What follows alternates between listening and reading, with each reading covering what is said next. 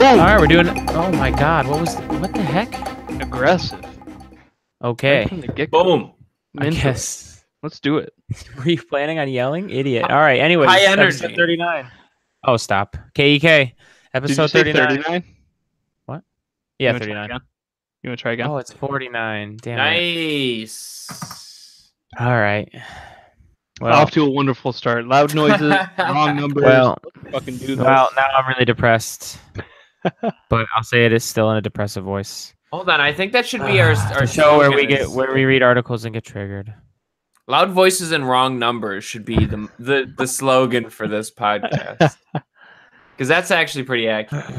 This week, Chad and Cyril got triggered. Anyways, here, I'm gonna do something really quick here at the beginning, boys. Let's I'll pull it up. just had a couple things I wanted to say about this. What a day! My goodness, I was glad we were doing this today after all this stuff happened. Right. So yeah, just really quickly, I chucked that. I'm only gonna do 5 minutes on this, but I chucked that comment in the Hangouts, and it basically said, "Hang on, let me pull it up."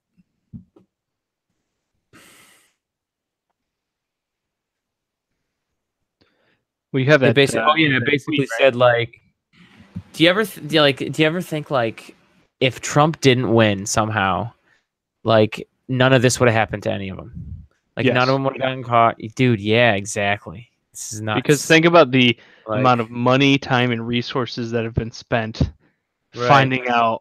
That doesn't happen in day-to-day life. right. It doesn't. And I read some things too before this even happened.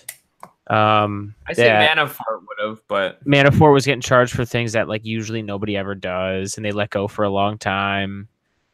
Oh, just like really? just like shady foreign work, yeah. So the fact that he brought attention to himself by being part of the Trump campaign. Mm-hmm. And I'm telling you too, it's interesting. Like, and I said this to Chad earlier. I'm pretty sure Manafort's banking on a pardon because he just fought it and was just like, "Nope, I didn't do anything." Right, Even he when ain't going his over like you. closest business partner was turning on him and like in court testifying against him. So I'm pretty sure he's just banking on a pardon.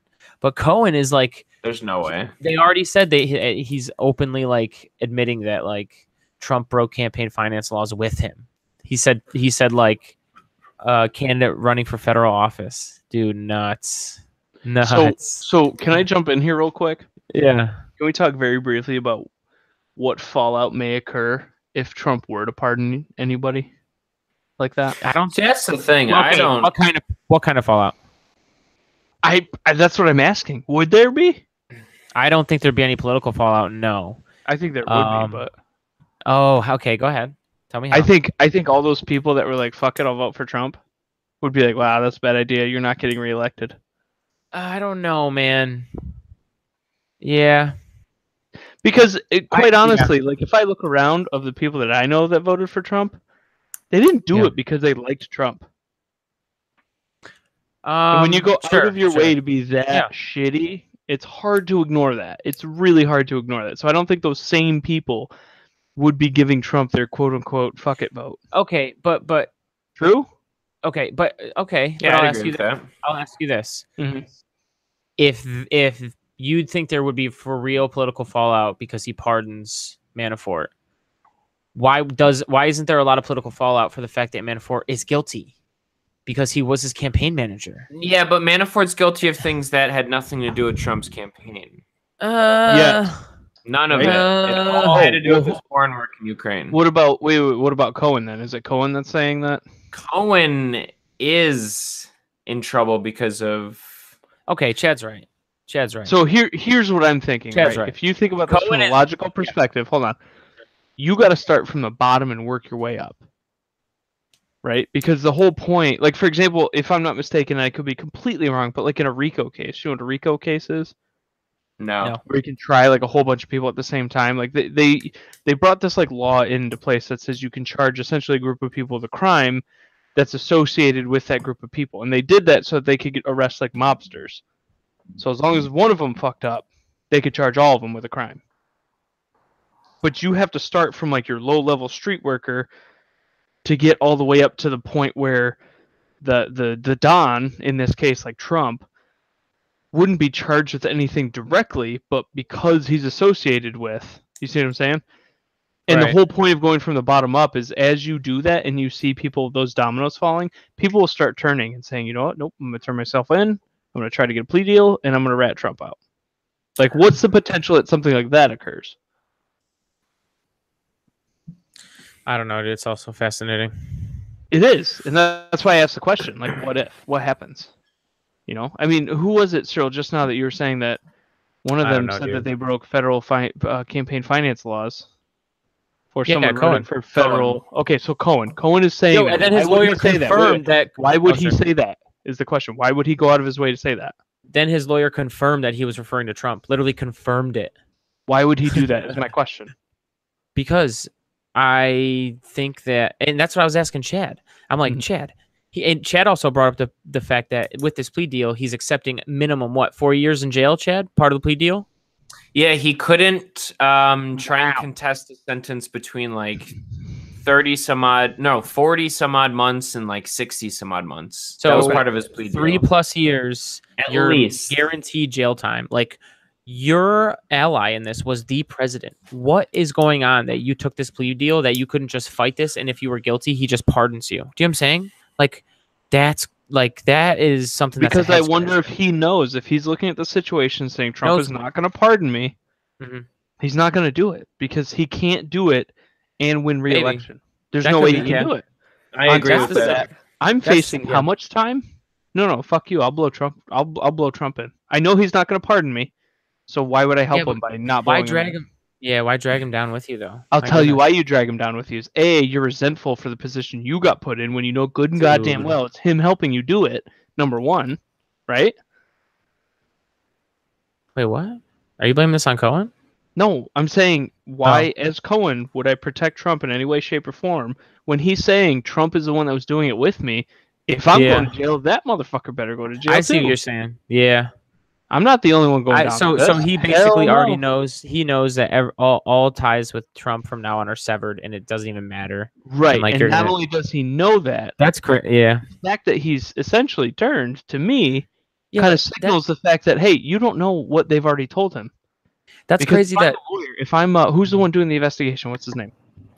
Mueller. Mueller. If I'm Mueller and I go to Cohen and I say, look, this is what we found already, and that's enough for him to be like, oh, fuck. oh, this isn't Mueller's case. Mueller handed this off to like the. Yeah, but it Southern started whatever. with Mueller's case. It did. So what do you think Mueller's doing right now? I mean, obviously he's probably like going to sleep or something, Yeah. but like right now, what is Mueller working on? He's not working on the Cohen case. He's not working on any of the. No, this he's other looking shit. for- What's he I can't working on? Yeah, but I can't believe that Trump Collusion. can't figure out how to Collusive.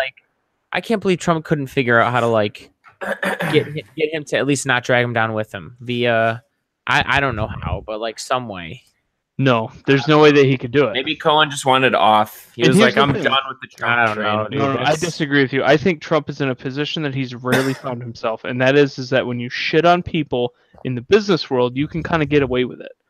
They might not work with you ever again. They might not do a contract with you ever again, but you can kind of get away with shitting on people, right? In the business world, because you can move on to another sucker.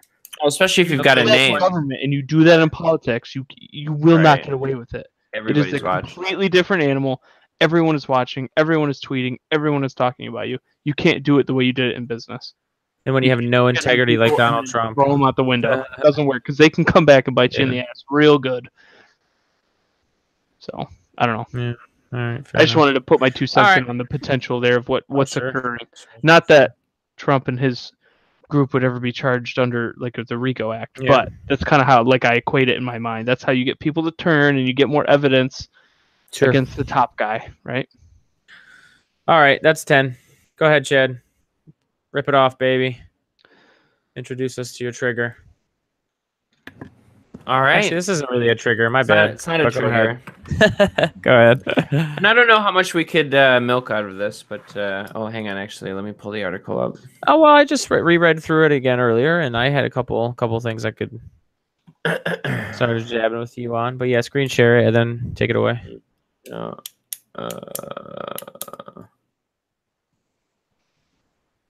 Is that working? Yep. It sure is. You're Gouda. Oh. Oh, what were you watching? Oh, don't worry about that. Goodness. Go ahead. So yeah, I saw this on the r/philosophy Reddit. Oh, nice. Which occasionally like things will scroll by that I actually click on. A lot of it I just don't, but this one was interesting. And it's essentially this article about the rationale behind conspiracy theorists. And it brings up flat earthers in particular because, I mean, to believe in flat earth, there's a lot of things you have to deny, like a crazy amount of things about reality that you have to just not participate with. It's essentially trying to understand how there are rational answers that conspiracy theorists have. Like if you talk to a flat earther and you start questioning how the model of a flat earth would work, they have the answers for everything. You know what I mean? Like they know how the seasons work on a flat earth if you ask them. They know how the tides work, or they know why the pictures from space are not real because you can't trust NASA because that's a government organization. Right. So they have answers for all of these information. things. Yeah, I feel like mass information helps that. But well, I guess the idea is that these people are working from an irrational premise, but then they have rational answers for all the questions that arise about the model of whatever it is they believe in. Well, one, you're saying rational answers. Some of these answers do not sound very rational to me, but they just kind of make crap up. I don't think hang on too. Well, then hang on too, just really quick. Chad, what surprised you? Because when I read through this, there wasn't a lot that surprised me. A lot of this, I was just nodding my head like, yeah, like that sounds like what conspiracy theorists, not rationally thinking through things and like not critically thinking. Like, yeah, that sounds like a conspiracy theorist or what one would do. So, like, what surprised you? Anything? I just want to know, somebody who's typically. Like if you came across a flat earther in real life, it's such a ridiculous belief that you would just imagine that this person has no idea what they're talking about. But this person that you're talking to is probably extremely well read on the subject, just in the context that flat earth is already true. I guess is what fascinates me, because I don't know, man, like how do you it just doesn't seem right. It is just fascinating just to think about like why people believe stuff that is so overwhelmingly. Can I try to answer that? I'll go for it. I think the idea here is that two things. A lot of those people obviously from the get-go have some level of disassociation with some level of reality. And I think the big thing that a lot of people get frustrated by is the fact that they're not smart. And I hate to put it that way, but a lot of people just are not smart. And the easiest way to rationalize why everyone else thinks you're stupid is because everyone else must be wrong. And it's easy to come from that premise and say, oh, well, if everybody's wrong, then wouldn't the government be wrong? And the government's wrong because I see all these terrible things with the government, right? And you just kind of go down this rabbit hole of, well, everybody must be wrong but me. And then you find these other people who have similar level of intelligence, and you create this brotherhood, right? I mean, this is where you are accepted. I'm an idiot. I believe the flat earth, and it becomes my identity. Exactly. Oh, right. No, I get That's what I see when it comes to a lot of people. And it's too bad because there are some conspiracies that actually have to be, that are real. Right. You know, the big invasion, and I don't know. I'm sure there's a couple others. You got to be a special kind of incompetent to not realize that the evidence is literally all around you via like roads and see, hold on. That's the thing, Cyril. Hold on. The thing is that since I don't have the level of understanding of a particular topic, like, I don't know, science, basic science, why would I believe you? It's way easier. It makes way more sense if I just say, well, NASA's not trustworthy. They're funded by the government. That's a completely logical answer because there's no way that I can actually understand the curvature of the Earth or how satellites work. You can look up in the sky and see that the sun is round. Dude, And that other planets are first of all, round. I promise you they have answers for these things. Right, and I think okay, the that's problem fine. is that the answer. Hold on, look, but Cyril, the answer to anybody, if it were true, would be such a simpler answer. Instead of actually believing that we launch satellites into an orbit and have to use insane levels of math, science, technology, and whatnot to have this thing flying around a perfect orbit, well, it makes much more sense to just say, no, that can't be possible because I don't understand it. Right? That's what I see. I'm just saying. Yeah. And on top of that, once you do all that and you build an identity with a group of people around it, it's done. You're stuck. I've said many a time on the pod that I really don't worry about fringe people. I think that the internet gets to blow up any 10 people that have the same ideas if they just are loud enough and they catch enough people's attention. Like, dude, go to look at those videos for the Flat Earth Convention. It's like 350 people. Come on. They just did the 1 year anniversary for Charlottesville for like Unite the Right. There was 25 people that showed up. 25 I did see that. people. Come on. That's not my about worry, this. Cyril. Yeah. That's not my worry. My worry is never the Sure. fringe people that are willing to go to a Flat Earth Convention. My worry is not the 25 people that went to the Unite the Right rally in Charlottesville. My worry is those closet people. My worry is how many people in the closet really believe in the Flat Earth, but are too embarrassed to say it because they know it's wrong, but they kind of feel like it's not wrong because it makes them feel smart. If you want to say that number is more significant than I probably think, fine, but it's not so significant compared to the general populace. Again, not worried. I'm not saying you should be worried. I think we're just trying to explore why. Yeah, I know. Why it comes from, in my opinion, this development of, like Chad said perfectly, an identity, and I think that's what a lot of people are missing in life, especially in the Western world, is this identity. You know, I was reading. Okay. I've said this before. The book called Tribe by Sebastian Junger. I'll have to let you guys borrow it so you can read it. But in it talks about how important tribe is and how a tribal mindset can really drive a people. And I think when you have a small enough tribe that you feel that connected to, you're going to fight, quote unquote, to the death for that identity. And I think in this case with the Flat Earthers, no matter how much you come at them with scientific fact, they're not fighting you. They're not fighting science. They're fighting this onslaught of my identity. And that's what they get really hung up on. So they'll go out of their way to try to explain things like why when you look up, the sun is a circle. Like, they're going to go out of their way to find ways to try to explain that because they're fighting this identity that I've attached my entire life to. And I think that's the bigger picture. Sure, but you got to break that more down for me and what you mean. Like, why is I don't necessarily disagree with you. Why do we lack more of more general identity? Or why do people lack an identity these days? Why are they selfish people? Like, I think I think short answer. Go ahead, Chad. Well, I was gonna say I think social media has a huge effect on that. I mean, what it does is it kind of homogenizes all of us. We all sort of. Why does social media make people?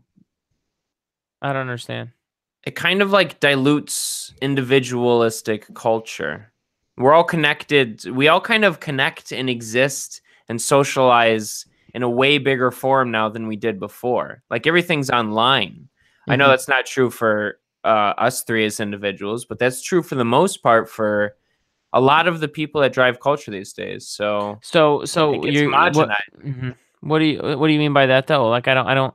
Is it just like, oh, we all are just doing the same thing and just showing off? Here's what I think. We exist in a larger community because everybody has their own style still in that picture. The clothes they wear, but here's color the thing. they are. But do they? The way they.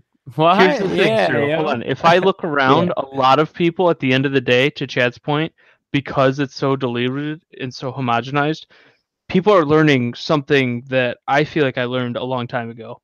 You're not fucking special. You're not. There's 1,000 people that maybe even more, that talk like you, act like you, do what you do, everything, the whole 9 yards.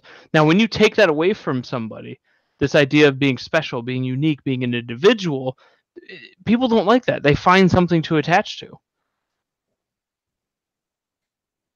That's a lot of what happens in that in Tribe that we talk about, or in that book. One of these days, I got to get you guys to read it. Anyway, if you take technology, Sure. let me ask you this: how well do you know your neighbor? My neighbors? Yep. Oh, decently. I see them on the porch from time to time. I've had conversations with them out on the porch when they're smoking and I'm hanging out. I talked to like one neighbor, right? 50 years ago, you depend on your that's a neighbor problem. to borrow stuff. So when you're completely disconnected from your own fucking neighbor, right, who literally you live 50 feet from for years, and you don't know them on any level, like that's where that disconnect starts happening. That's where the identity of yourself is gone. Let me push back a little bit on that. I feel like that's more of a suburban ideal world of the 50s and 60s. I disagree. I 100% disagree. But go ahead. Oh my goodness. I think that happens in cities as well. But go ahead. Would you say an ideal? So why doesn't it happen these days? What shifted? Technology. We all live online. What made us? Yeah. No. Okay, but we all live online. We all brush shoulders with the same culture. What about being online is making this happen? You're realizing that you're not special. You don't have an identity. Your identity is the same thing as about 100,000 other people. So you're not less special. inclined to socialize in the real world? Is that what you're saying because of that? A, I think you are. And B, I think everyone's chasing this idea of an identity, especially in today's society where a lot of people live their life based on tweets, retweets, likes, pictures, Instagram. Like, it's about feeling like I am special. And I would also a lot of people don't feel special. One of the ways that I don't think people recognize this, but one of the ways to feel special is to attach to an identity from a smaller group of people, like a conspiracy theory group. That's where my identity is built. This is why I'm special. I'm part of this unique group that knows what the truth is. Sure. We are the only ones that know what reality is really like, and everybody else is sheep. But we're the special ones, and we know it. We see it. So I've said it once, and I've said it a lot of times on the pod. I understand that we can always blame the individual, but like I always want to understand why the individuals are making the decisions they're making. So I truly think that you guys are not wrong. I just think that social media, we should have known this was going to happen. We have natural instincts from evolving over a long time, and technology is changing a lot quicker, to put it mildly. So like, this is inevitable. And what do we do then? Like, are we just supposed to I don't know, dude. We educate and we have true conversation. That doesn't happen anymore. There's got to be healthier ways of creating identity online than being a flat earther. Mm-hmm. Well, I would also say too, being the good old leftist I am, we do live in an economy that doesn't necessarily see, and this is not all businesses, this is only a select few, and it's usually humongous business entities like huge corporations, but they don't see their workers as human beings. They just see them as like commodities. Is that the right word to use? I don't know, but you know what I mean? Like the average Walmart cart pusher, like the people who run Walmart truly don't care about. They're just truly replaceable. And that's also probably not helping that people, the fact that people don't have an identity either. So can I push back on you? There's There's a level of hypocrisy that I get frustrated with.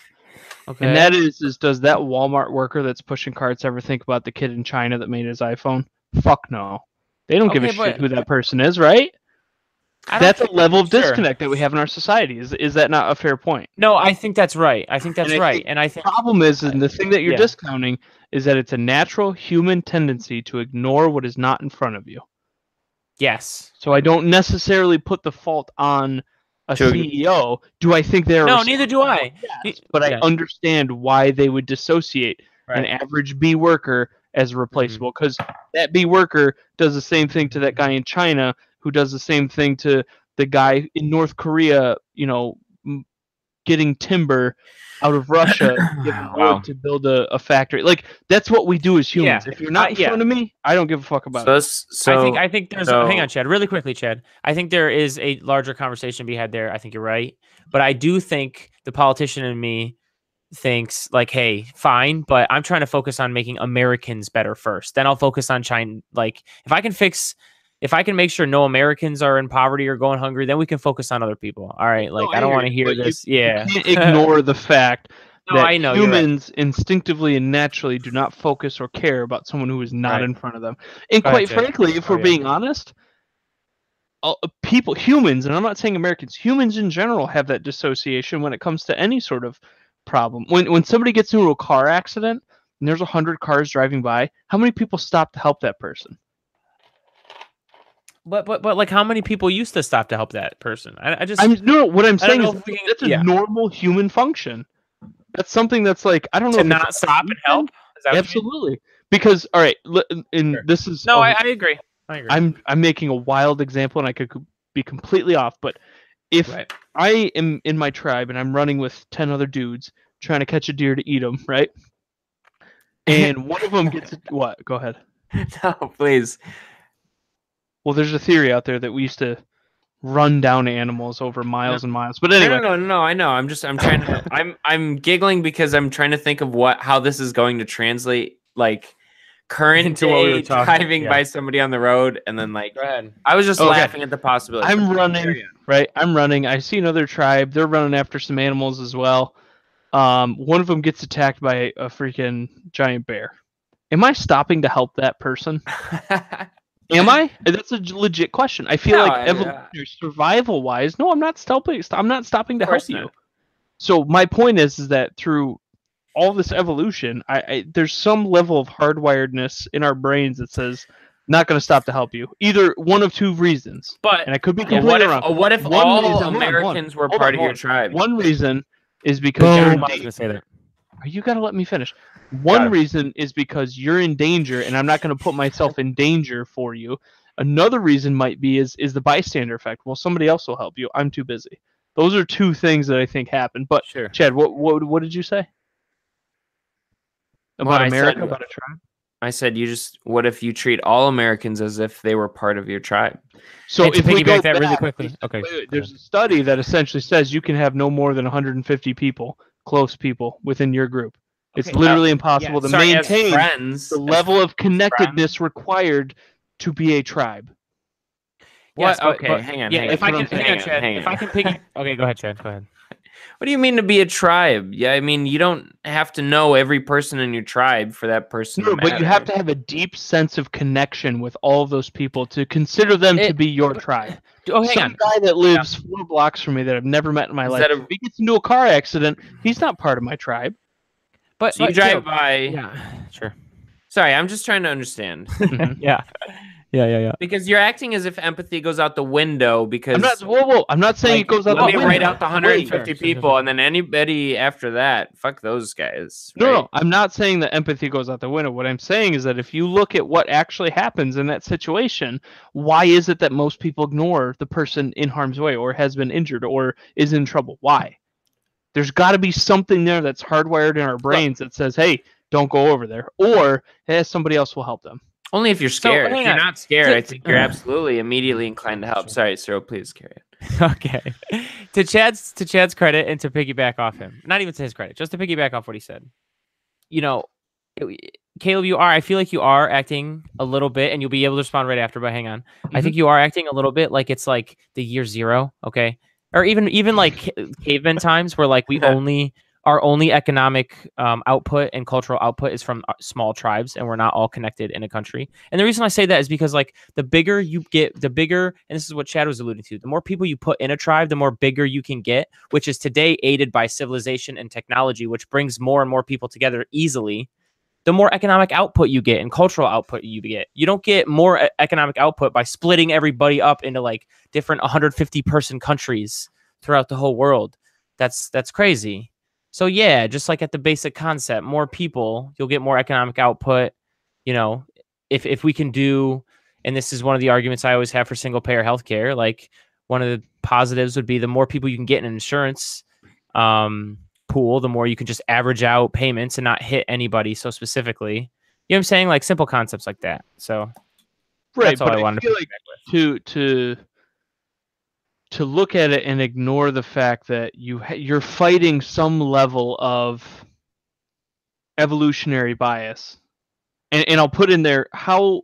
So, for example, America. You say America's a tribe. America has what, 330 million people?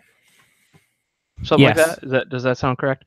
That is When close. do you think on this planet we had 330 million people on this planet? I'm trying to look it up right now. Let's see. 300. Oh, like mid early 1900s, probably early 1900s.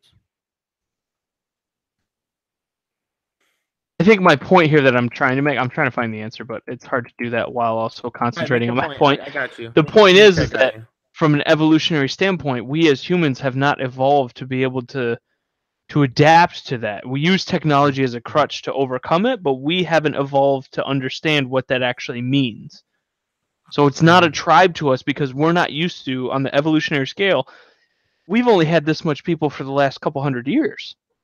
We haven't evolved to understand or to change our thought process to accommodate that. That's what I'm saying. That's what you're fighting. That's And how as myths long are. as you can acknowledge that and understand what that means for us, then I think you can solve the problem better for things like single-payer healthcare.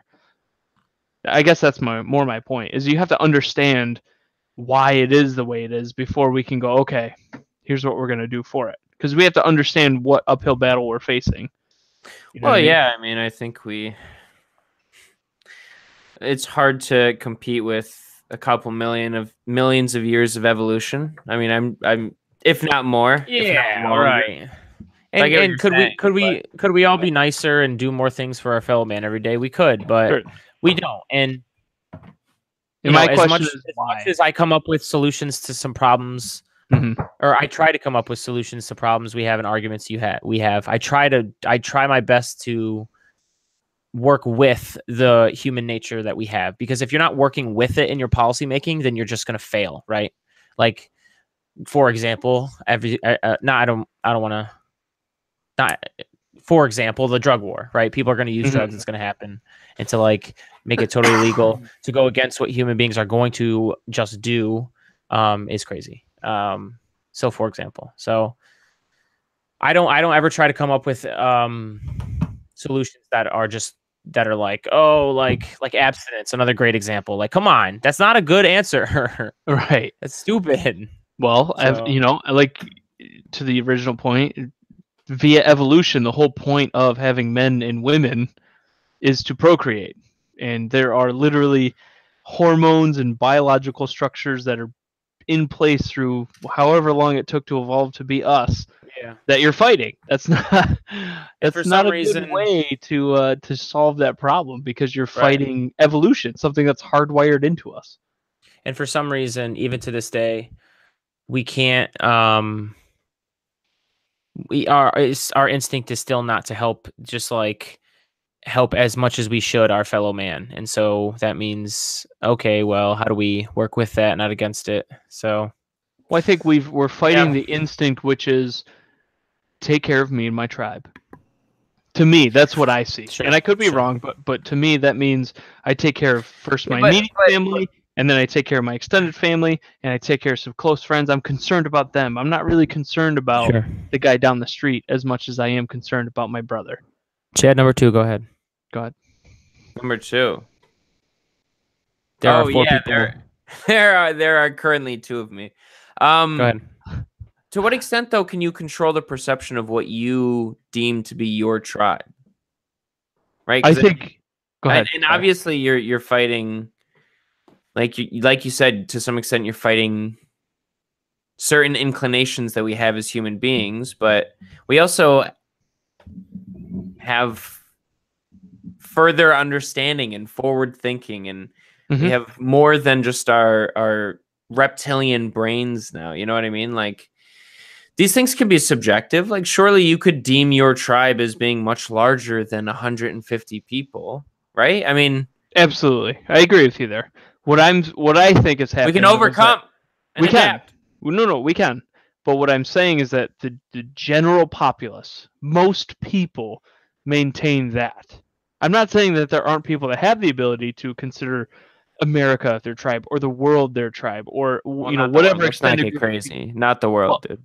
My point is say it that first. I think people can do that, but what we have to understand is what we're fighting, and what we're fighting is a tribal mentality. And I'll point to stupid things like American football, and I say American because maybe one day someone overseas will listen to us. Anyway, the point here is that when you go to a Buffalo Bills game, which all three of us have been to, how many times have you seen fans fighting somebody from the other team because they spilled beer on each other? You're wearing Tom Brady's jersey. Fuck you. I'm gonna fight you. You know what I mean? And obviously in that situation, right, alcohol is a huge factor. It's a ginormous factor. But my point is that why is it that when you go to a football game, you have displeasure towards anyone who's wearing the opposing team's No, I feel you, dude. or I rooting understand. There is absolutely that inclination there. 100%. We love. Here's the thing: we love being on a team, and what we love even more is saying "fuck you" to the other team and knowing who that team is, because that's just And I think for me, when it comes to this point in history, and this point in time, like some people would argue like we're fighting terrorism, but yeah, okay.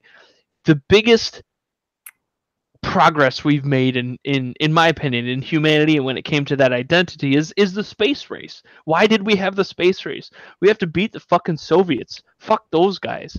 So my thought process is until we overcome that hurdle, which is a big hurdle. Not that it's impossible, but it's a big hurdle. The easiest way to get humans to shift into gear and figure it out is to have aliens come and attack our planet. No, that's dude, the quickest way. Once we merge with the computers, then that's fair. That's fair. Yeah, that's fair. I'll give you that. And there was a point earlier where there was a perfect moment for a transition to this last article, but then Caleb said something that I absolutely disagreed with, so I just. Sorry. I mean, we just kept. No, it's good. I'm good at doing that to you guys. All good. So, did you want to move on to the last article? Moving on to what Cyril got triggered by. Ooh, triggered, brother. And it's typical. It's typical size. I can't wait for the monologue. Here comes the monologue. Typical size stuff. Let's go, commies. No, actually, really, I like this. I'm actually the centrist. You guys are right wingers. So there we go. Share this real quick. Hey, man, Cyril, if you're wrong, just redraw the line. This is how I describe it, and Cyril may disagree with me. Chad may disagree with me, but I think Cyril is a feather to the left. I am a feather to the right, and Chad is actually the centrist out of this trio. Can I get a click? No, you can't. It's technology. This is why we can't wait. I hate labels. I hate labels. I hate labels. We're all left and right on all kinds of things, but you're not wrong. But if I had to put a label on it, that's how I describe it. I'm sorry, continue. We obviously chatted a little bit about this before, but things that I take away from this article. Actually, I should describe it. Elizabeth Warren, which is why it was very important to me when I sent that message to say remove your biases here, because sometimes it gets tough. But Elizabeth Warren introduced this bill that basically is capitalism as if workers matter. Right there at the top is it in a nutshell. Just trying to get these corporations to be more accountable to their workers, because of course, Commie Cyril, here he comes. We talk a lot in society about motivating and incentivizing people to get into the workforce. We view it positively when people are working, right? We view it negatively, and some people are also even prejudiced against people who aren't working in like extreme ways. Like we view that negatively, and we view like, oh, hey, you're contributing. Like, and there's reasons for that. You know, I'm not going to get too jaded about that or in depth about that. But my thing is, if we really truly want to try to get everybody to participate and be in the workforce, we actually need to make sure that like it's desirable enough to start working, right? Like if we can figure out ways to, and I hammer on this all the time, especially with the Waltons, if we can figure out a way to say, hey, Waltons, try not, like we're going to tell you you're not going to be as rich as you used to be, but you're still going to be pretty rich. But because of this, every single job at Walmart is $20 an hour. Somehow supplement that and get those wages up. How many people do you think would be like banging down the doors to get into the job market? Like you've got to incentivize people to work. Like if you're gonna go out there and tell people like, oh, you're gonna make and this is still the federal minimum wage. You're gonna make $7.25 an hour. You're gonna make $7.25, and then you're gonna have to work your butt off. And a lot of these places are such, a lot of these corporations are such big entities, and they're not really accountable to workers, right? And it just gets tough. I think what gets tough, Cyril, is that the examples that you use are difficult examples. Okay, tell me why. I work for a company that I don't even think it's been announced just yet, but I just got word of it. Remain nameless. Some point, I don't think it has been nameless, but either way, at some point, is pushing cut everything when it's named. A $15 minimum wage for our company. Good for them. The point that I'm making here, though, is that the value in what should be what's going to happen, I think, is the values can be placed on what type of work we're talking about. And I get what you're saying when it comes to work in general, right? When you work, you should be able to make a living wage. I don't disagree with you. I think the challenge and the struggle is identifying how to get to that living wage. And I think that this is an interesting compromise or way for that to occur. Instead of making a minimum wage increase, because there is some negative effect to that. There are. I agree. This is a way potentially, if done, I have to read the entire act for what it is, which I probably won't do because it's probably 1,000 pages and small print. And... Listen, we always admit we never truly know what we're talking about. We're just spitting away. Go ahead, spit away. Here's the issue that I have with it. Without reading the bill at all. What level of power would the employees have over what occurs at a corporate level? And the only reason why I bring that up is because it says 40%. That's a lot. Workers at large corporations would elect 40% of the board of directors. Why is that a lot? That's less than half. Here's the thing. Where I also want to point something out, right? Yeah. If you have, what did Donald Trump get voted in with? 47%? Something like 48. I think it's 48%. What I'm saying is that if you get enough guys and girls and other genders that I am unaware of voting in a particular way, it could be detrimental for a company. It could sink a company if you have the wrong people on the board. And the reason why I point this out is because... Oh, wait, let me finish. Sure. The reason why I pointed this out is quite literally because of our last presidential election. Go ahead. Why would workers, one, elect detrimental people to the own place that employs them, especially with the love that we give to jobs these days? Like, people are devastated when they lose their jobs, especially when they work somewhere for a long time. They feel like they're part of the family. That's one. And two, why can't workers, even without considering the first part, why shouldn't workers have representation on the board of directors for this public company that the output, it matters? The workers are literally the heart and soul of the company and, deserve a say in the output and how... I understand that. And I'm not disagreeing with you there. What I'm merely stating is how many workers actually know what the board of directors even does. I don't care. How many workers understand? Hold on. No, I care. That's nice that you don't care. Cool. You're not... No, they can be educated. No, they can be educated. They can be educated by... By what? Tell me. I don't know. We can have a government program that goes into these companies and says, we're going to educate no more government programs. You're already doing this. This is enough for me. No. Go ahead. I'm saying this in seriousness. This might be a public good to make people raise awareness. Like, look, you're not wrong. Sometimes people are apathetic. Fine. But just because people are apathetic doesn't mean we should give up on trying to do our best to make things work better for everyone. Right? So let's figure it out. Let's send someone in there. No, I understand. Hold on. Sure. Here's the problem when you do that, though, is, again, in my opinion, very humble opinion, if you send somebody from the government to explain to employees what they should and shouldn't be doing, that's like, come on. That's an extreme case. Fine, but look, fine. Then we don't need to be sending anybody in there. We create our economy. Like, we create our economy. Let's put some regulations or do something that can get us to do a lot better as far as just making the economy work for everybody. I hear you. I'm just merely pointing out what can happen. Don't pump the brakes. I know. Get that you're passionate about the topic, and I get it. I know. And by the way, really, sure. Go ahead. I was going to say really quickly, there's a lot of things that I feel on, there's a lot of feels I have about this subject and a lot of things that I'm passionate about, not just with the economy, that don't work unless they're all put together, right? Like we fail in a lot of parts of society. And if you want to untangle that web, when we talk about things individually, it's kind of disingenuous because like in my mind, it's also hand in hand with all these other good things we should be doing and then it would work. But like, yeah, there's a whole lot of other variables and it gets tough. But this is just how I feel about economic issues, and for and a good example of what I just said.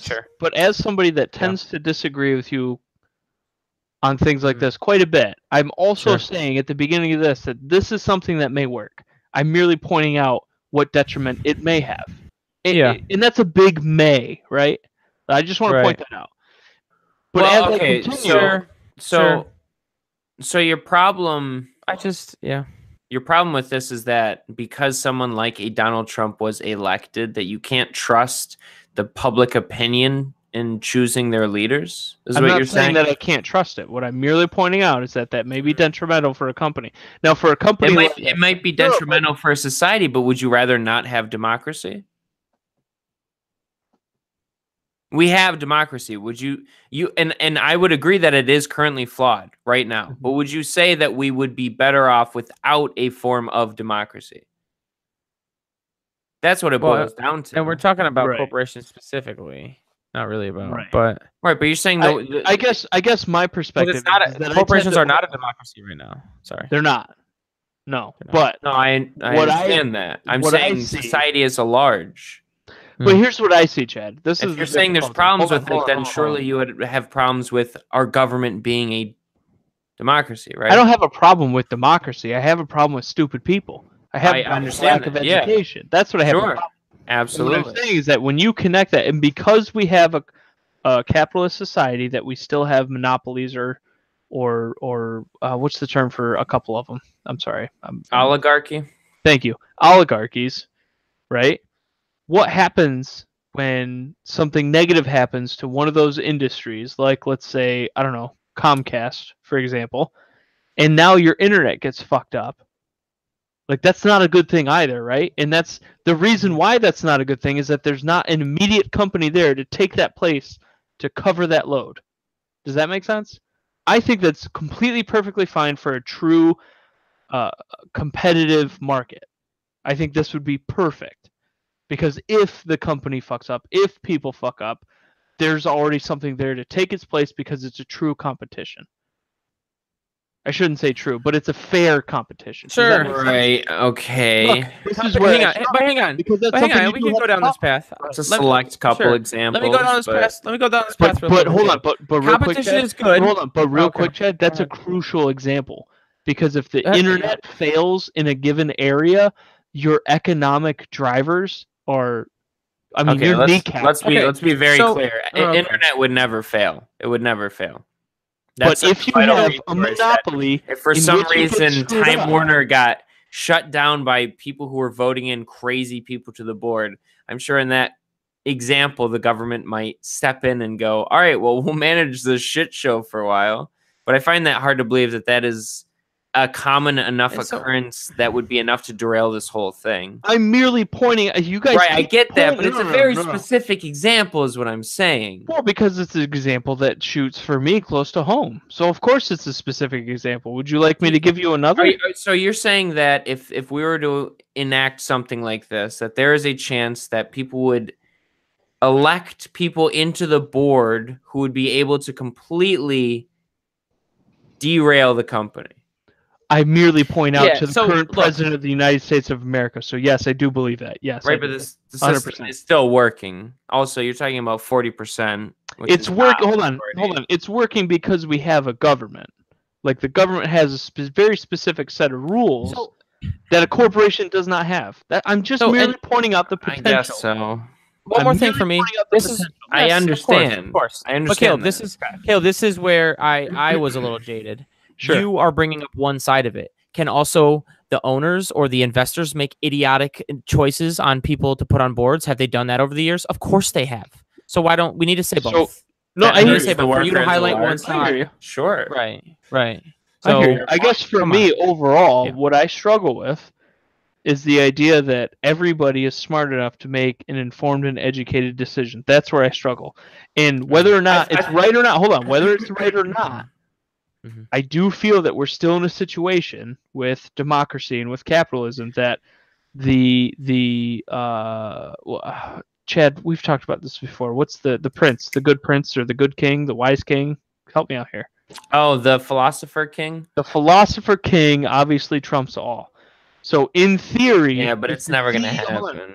But if the CEO is smart enough and understands enough, or that select group of people have that ability, they would be able to drive the company in a positive direction. And that happens right now. I think most of the time. I understand that. I would say the number one thing a person needs to be is to actually care for other people and other human beings. Like, but you also have to actually have.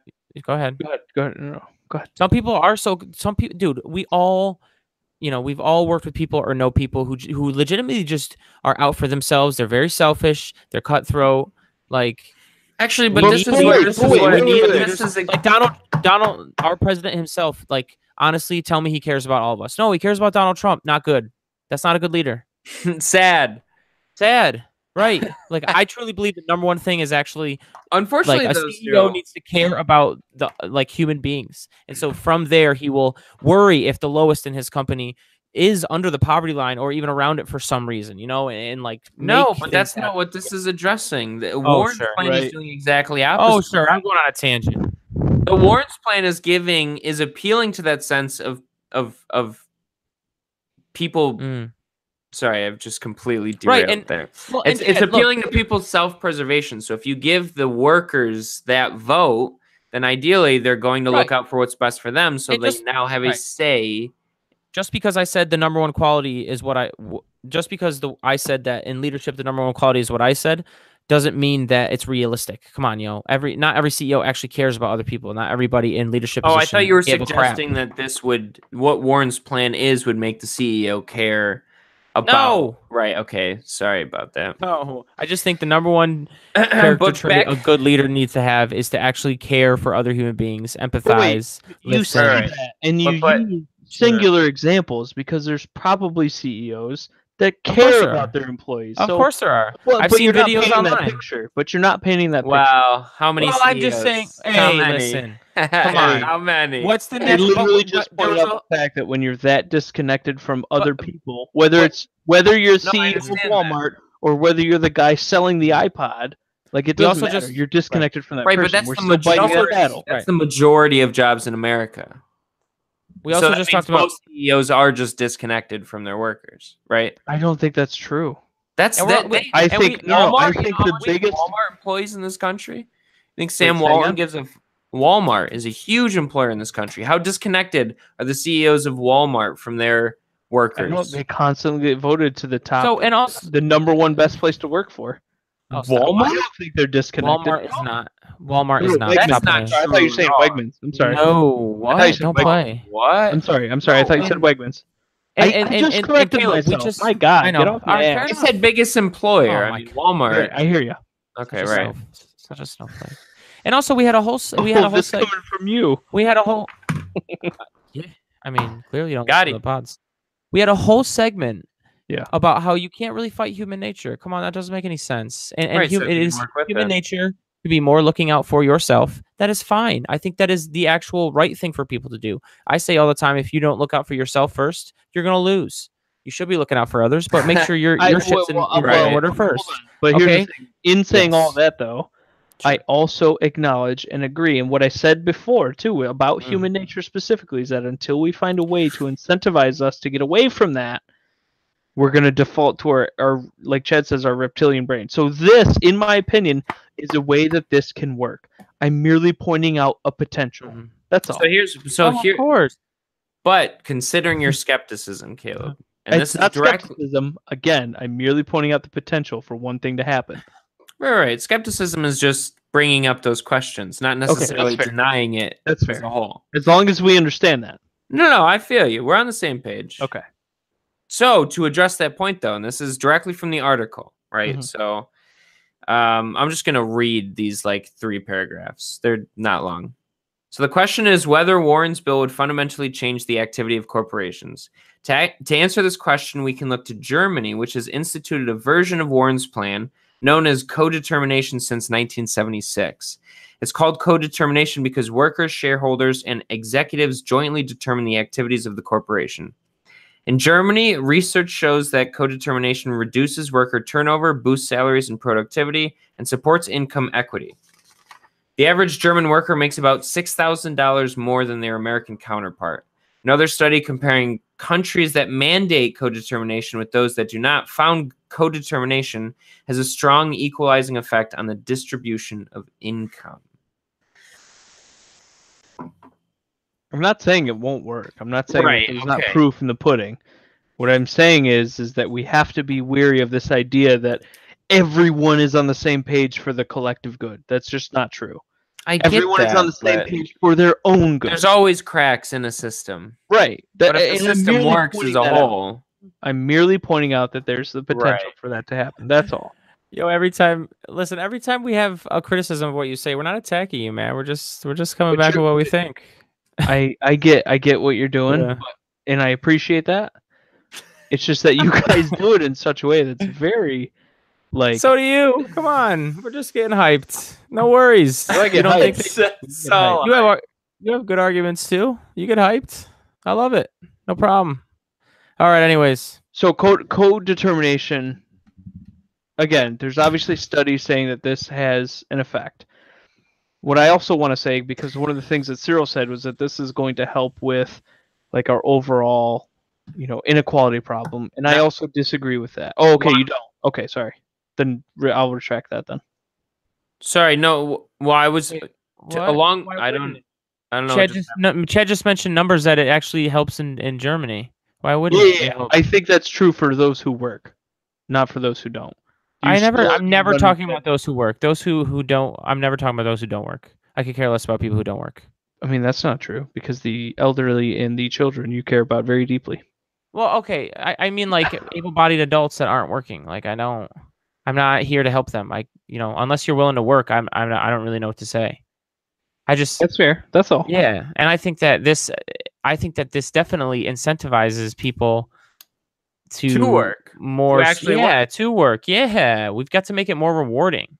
To me, I think the way that the best way for government to go about these things, and I wonder if this has a direct effect on where I'm working as well, is that since these plans are coming to fruition, places like where I'm working are like, you know what, we probably need to get ahead of this. Right? Okay. Because and I'm not saying it's the right thing to do, but by scaring corporations into thinking, like, if we don't do something, like, legislation is going to come, and they're more apt to do something. Not saying that they always will, by any stretch of any imagination, but if they are more apt to do things, that's also another method of being able to help, right, the American person, the average employer as well.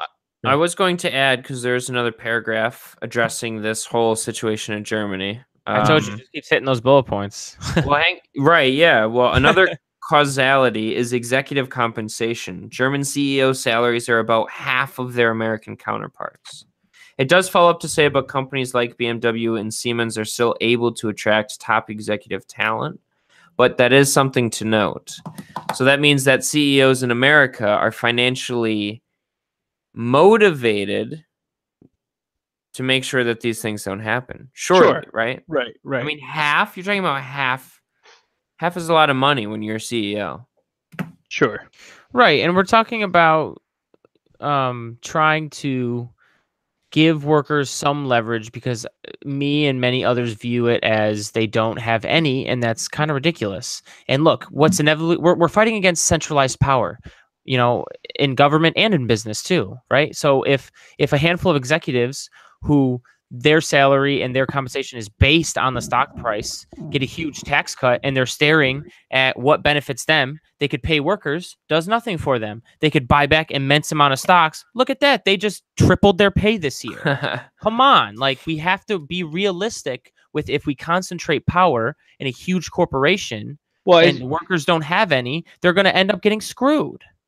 that doesn't necessarily triple their pay in a lot of cases. Like a lot of cases, that bonus incentive is more stock, which isn't worth anything until I sell it. So I just want to point that out. Hyperbole. Fine, retracted, but fine. I'll replace that with, tell me if you disagree with this then. They have obviously an inherent bias to buy stock back, and then it improves their compensation and their pay, and it does not directly improve the workers. Yes or no? I think you're right about it not benefiting the workers. I think you're wrong about how the perception works. I think the perception is that as long as I keep stockholders with the idea that the stock is rising, then I can keep my job and not be fired. That's more, I think, where it comes from. I will. Okay, no problem. Hang on. Yep. I need to source this before I say it. Sure. Can I can fill time with a personal anecdote, a company I worked directly for.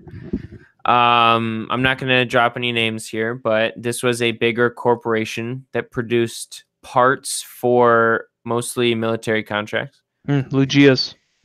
Oh, dude, I told you not to name drop. Oh, sorry. Just keep going. Obviously, that's not real. So a lot of the people I talked to there, a lot of the people I worked with there had been there for like 20 plus years and talked about a very distinct change in the company's direction and the attitude towards workers when the CEO changed like 8 years ago. I think it would have been by now, maybe a little bit longer than that. And all of a sudden, a lot of people lost their jobs. A lot of contract workers were brought in. Benefits were getting slashed. Healthcare was getting way more expensive. But, and the best part was, on this company, there was an intranet where essentially they had their own web page advertising, company news. And they would always report. They would always have the audacity to report record profits during these times of crisis for these lower employees. It was always dumbfounding to me when I would open up the browser to maybe Google something that I needed to whatever for work with. And they would just be posting just about profits and how this new CEO came in and he's been turning things around for the shareholders. And it's devastating, man. But I think in a matter of a decade with one CEO. Right. Here's what's shitty about that. That's crazy. Is that the short-term gain for the CEO and the stockholders is the long-term loss for the company. Exactly, but the CEO is gone before the losses come. Well, that's part of the problem, right? That's actually what Warren's bill addresses. Is that short-term? No, I hear you. Cash in and then peace out. But I would also like to point out something like I know of a company that is in the area that somebody I'm very close to works for that beat that company that I know you're talking about for a contract for $34 million. And I would challenge and say that the company that beat the other company for the contract was able to attract better talent, to be able to build better parts, assemble them correctly so that there's less turnover and breakage, which ultimately won them a better contract and beat out the company you're speaking of. Okay, if you're trying to argue for fair competition... fair competition through employees. Right, like just based on the virtue of their work. I understand what you're saying. Right. And I think what's difficult about making that argument, if I go against myself, is that at the end of the day, these corporations are so large that just doesn't really happen that much anymore. And regime change in terms of corporations doesn't happen fast enough. So all of a sudden you have this generation of workers that gets absolutely shafted while sort of the hands shift, and this other company that hypothetically makes better parts starts getting those contracts and starts selling way better. You know what I mean? Right. But what happens to the company? Let's go with company A and company B.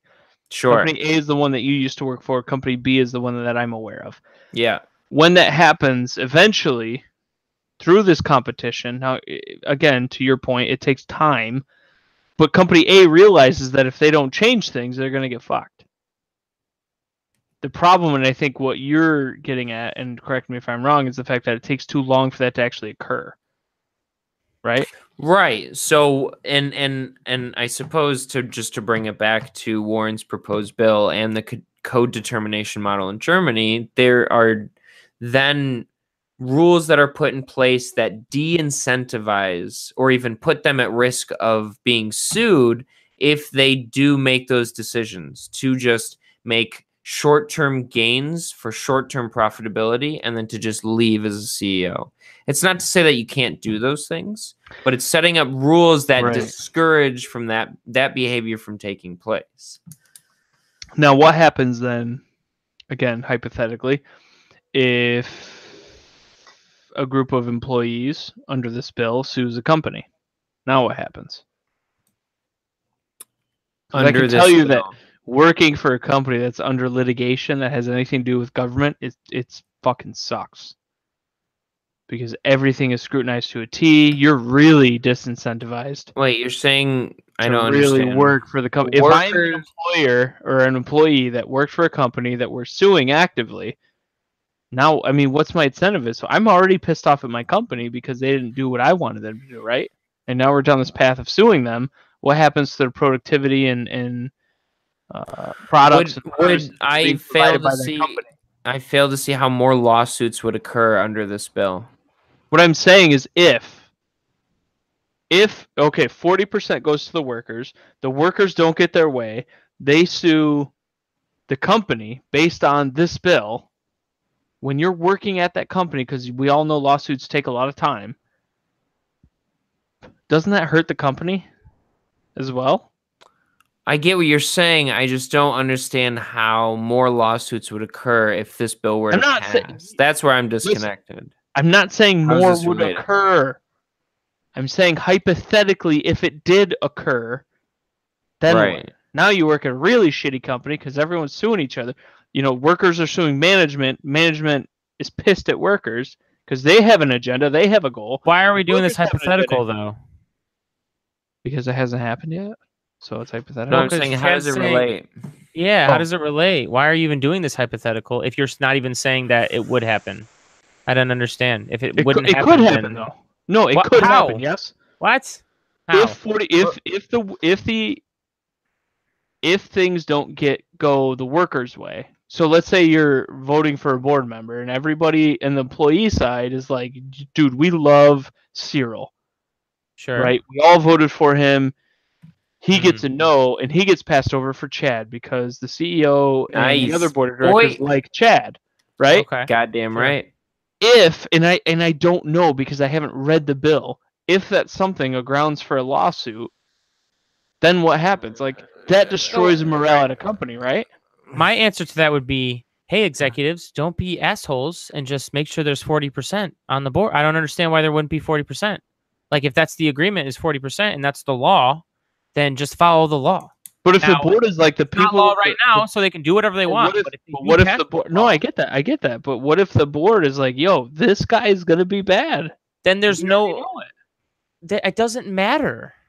But it doesn't matter because... But then when a company goes under and everybody loses their jobs because of it... And that's natural selection, baby. New company, once again, what's the alternative? To not have workers representative? No, I'm confused. You guys keep attacking this one fucking point. I'm not I'm going to get pissed off. Hang on, I'm not attacking you. I'm asking you for... No, you're not attacking me. You're attacking the point. You're attacking the point in such a way that's like, well, then we shouldn't do anything. That's not what I'm saying. Stop saying that. So do you have legitimate... What happens in that situation? That's what I'm trying to say. And I'm asking you. I'm not telling you what's going to happen. I'm asking you. My answer would be, I don't worry about it because government would come in as they should if this is a law and make sure the law is enforced and make sure there's 40% representation. That's my answer. And if that happens and the company goes under, then what? Why would the company go under? Why? Because if the workers have no idea what the hell they're doing and they vote somebody based on popularism.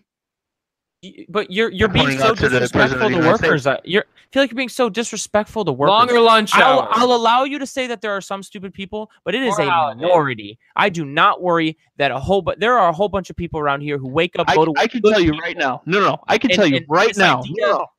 Hang on. Just let me finish my rant.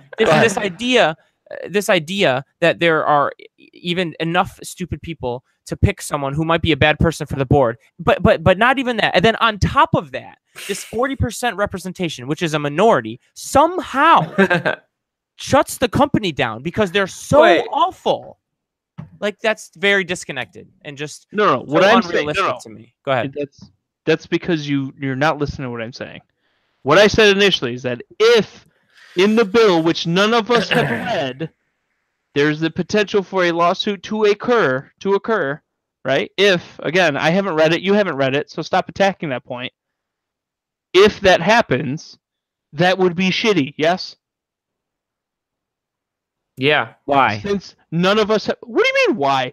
I can tell you right now... Okay, no, stop. I can tell you right now, give me a second. Sure. I can tell you right now that on my team, including me, if somebody came to us and said, you need to vote for 2 people with this person or this person for the board of directors, none of us would have any idea what impact that has. None of us. Guaranteed, including me. That's my point. Sure. So how can you... I'm not saying that it's wrong. I still want workers to have representation. It's 28 pages. I'm not saying that it's wrong, but what happens then when the workers make it wrong? What don't happens? Care. Don't care.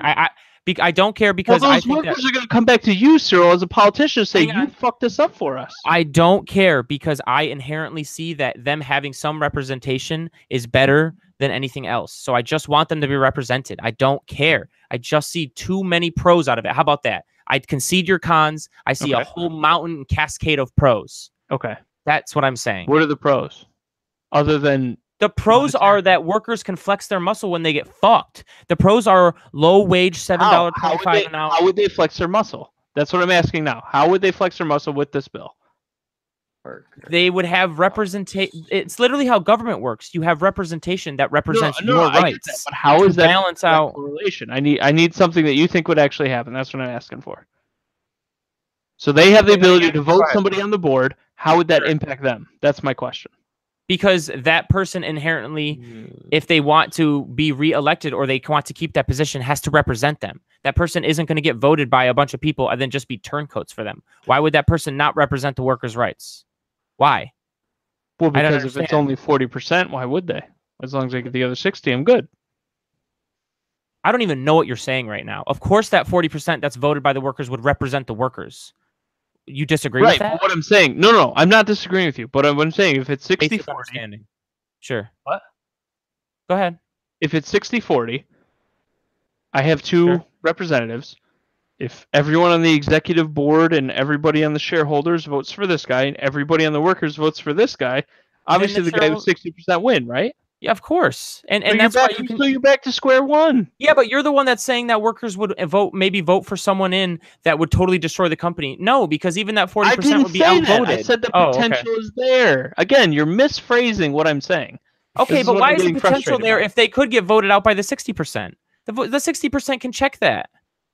The workers still don't even have half. I disagree with this. I think it should be 50-50, but go ahead. Well, that's my point. That's what I'm trying to get at. Is that what you think? I do. I legitimately do, because we're talking about... So then you don't think workers have enough representation under this bill?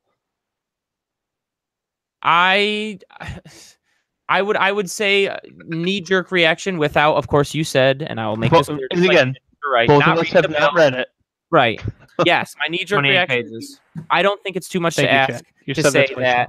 Let's say Walmart. How many big-time shareholders and investors are there that are huge and have like real power up there as far as like executives go? Not too many compared to the amount of workers they have. So I don't think it's too much to ask to say 50% can go to the ownership and the shareholders who might be numbered in the tens or the hundreds, and 50% can go to the workers who are numbered in the tens of thousands to maybe even 100,000 for Walmart. I don't think that's too much to ask. I really truly don't. And we should look to sports leagues. They're especially the NBA. They're trailblazers on, they profit share 50-50 between players and owners. And there's only 32 owners and there's a lot of players. So I think that's fair. I think of course we still need some sort of inequality to make people chase and produce, but like, come on, we can do a lot better. And that's what I see out of this plan. And I don't fear that workers possibly voting someone in who destroys the company, because I think the majority of the time that wouldn't happen. And yes, okay, if it does happen the minority of the time, you still have 60% that can check it. It's just working together. You know, I just agree. America. What'd you say? You disagree? Why? No, I'm not disagreeing with you. Oh, sure. What I'm saying is that all I'm trying to do here, just like I usually do, is challenge us in one way, shape, or form to see if there's any other push or pull. That's all. Right. Yeah. Ultimately, I think that this isn't a terrible idea. Yeah. All I'm pointing out is the extreme examples of bullshit that can happen. Which, to be fair, what will happen is that one-off thing will be completely blown out of proportion by all sorts of people. That's all. Right. Yeah. And that's the potential for that. And these are things I enjoy pointing we'll, out, because when those things are pointed out on such a scale, right? Like if Fox News spends fucking 3 months, hey, this company went under because of this law. We need to get rid of it. Like that's going to happen. Right. That's all. I just want to point out stupid shit like that. Sure. And I we'll think wrap it up. Yeah. Mm-hmm. Yeah, go ahead. Well, I was going to say, no, go ahead, because I was about to just end it up. Go ahead. Ultimately, I just want to point out that all three of us have no idea what the fuck we're talking about, and we just enjoy arguing with each other. Yeah, that should always be in the subcontext.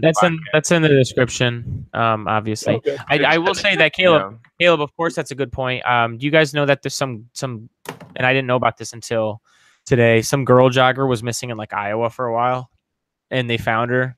And apparently she was killed by an undocumented immigrant. And I was like, oh man, here we go. Time to get rid of the immigrants. Get ready for the, here comes the fear mongering. Here comes the freaking. Hey, they're not bringing their best, Cyril. They're not bringing their best. They're bringing drug dealers. They're bringing rapists. Guess what? I'm here to tell you, and it's not a lot of Americans. Most Americans are great. We have pockets of Americans who are not our best either. Okay. So it gets tough. Wow. Okay, tell me I'm wrong, but tell me why. 3 of them are right here. 3 of them are right here. Oh, that's not even wrong. But no, you know what I mean by that. We have murderers, and these are just bad people. I hope they lock him up. They should lock this guy up forever. They should absolutely publicly shame and admonish this person if he did this. No problem. It's just don't paint everybody because of this guy. That's what I know is coming. And that's today's takeaway. Shitty people. And also, hey, one last thing. And nobody ever. I try to listen to most podcasts, and even when I listen to most, I barely make it to the end of the podcast. So this is all throwaway time. Wow. I guess I'm reading right here. You guys know that Chris Collins, a local Republican politician, got arrested.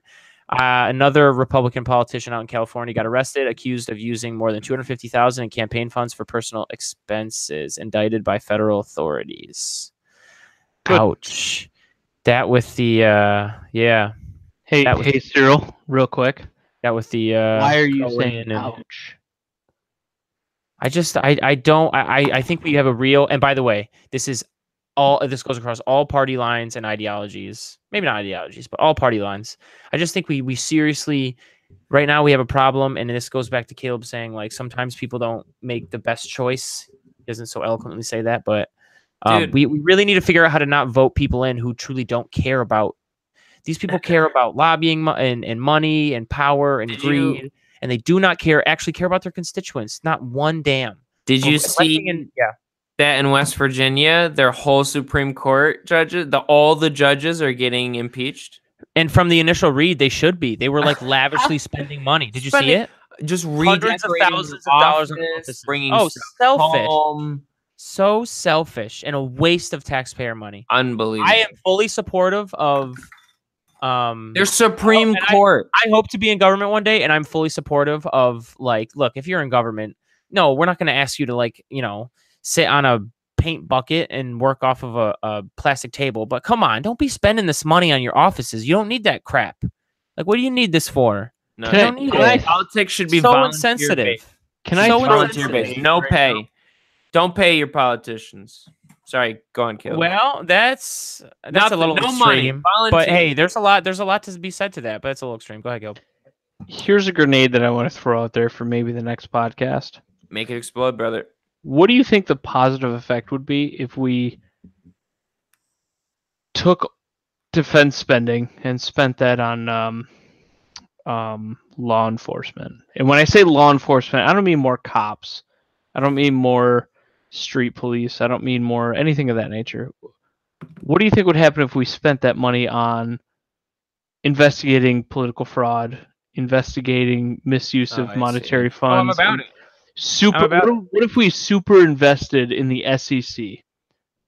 Have you ever heard of the caseload for an SEC employee? Like, this is one of the arguments for the financial crisis in 2008, is that you have one guy that goes to Citibank, one guy, and has to review their books. Dude, and we have to. Hold on. Yeah. I feel like I really need to make this point. Go ahead. One guy, when a bank is staffed with, Cyril, how many people that are financially smart? There's no way that one guy would be able to catch, like, hey, you're leveraged 30 times your value right now. There's no way he would be able to catch that because he's only one guy. Right. And if I may say really quickly, we have to hold, because they inevitably represent us, and because they represent people and design policy and have such an impact on culture and the way we choose to be as a society, we have to hold our politicians to a higher standard. We just have to. Like, they have to be scrutinized. They have to be investigated constantly. Trump should release his tax returns. I get sick of this crap, but it's not just Trump. It's across party lines. It's across past presidents as well. Like, this stuff should be transparent and out in the open. This is ridiculous that it is not. And if we do that, is truly bipartisan. If we do that, then we will disqualify people who are shady, like a Trump, maybe even before they get to the point of where we are now. You know, maybe if we forced him to release his tax returns and like did all these things, and it's not just him, it's other people too. Or even if there is something with Clinton, I don't know, who knows? I'm just just throw names out there, right? And not saying that we're accusing her of anything or Trump of anything, but just saying, like, right? If Hypothetical this stuff turns out to be what it to be what like if you bad. Could submit, was it FOIA? Freedom of information to the IRS just to get those returns. Yeah, you can't. Figure. No, I'm saying, what if we change the rules to say? Well, you should. What if we change the rules to where anybody can access any one of these persons' tax anything at all times? Personally, you can go to their house and you can rifle through their files.